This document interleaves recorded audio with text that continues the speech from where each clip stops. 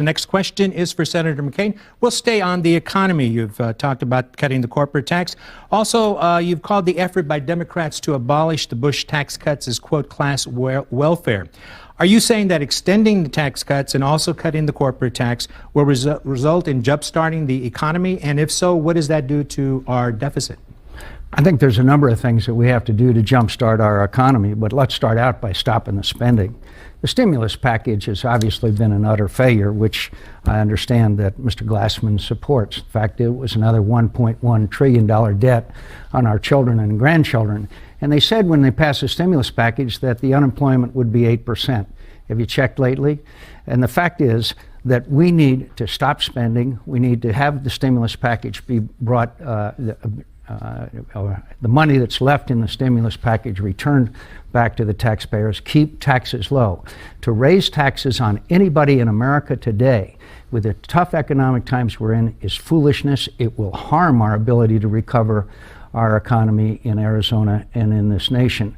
We can recover, we will recover, but the Obama policies have put us further in the ditch, whether it be the stimulus package, whether it be Obamacare, which is going to lay another huge burden on families in America, or whether it be in the other spending proposals that this administration has. They have mortgaged our children's futures. They have committed generational theft, and it's got to stop. Senator McCain, thank you. Mr. Nolan. Yes, I think it's important to realize that the huge run-up in spending and deficits did not start when President Obama was sworn into office in January of last year. The budget was in balance or very close to balance at the end of the Clinton administration. The big run-up in spending, the big run-up in deficits began in the Bush presidency. And this is a bipartisan problem that Democrats and Republicans have, between them, foisted on America.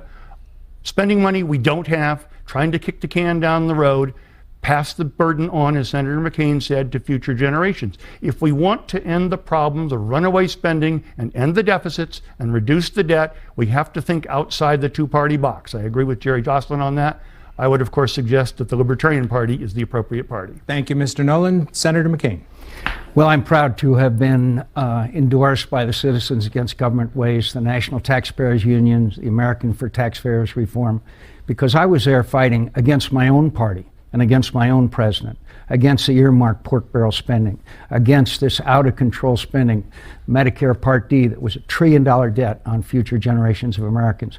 I'm proud of my record of fiscal responsibility, and I'll stick to it, and we'll stop this spending, and we'll stop mortgaging our children's futures. And one of the ways to do it for small businesses is to declare a payroll tax holiday and pay for it with the stimulus money for small businesses. Senator, thank you. Your time is up.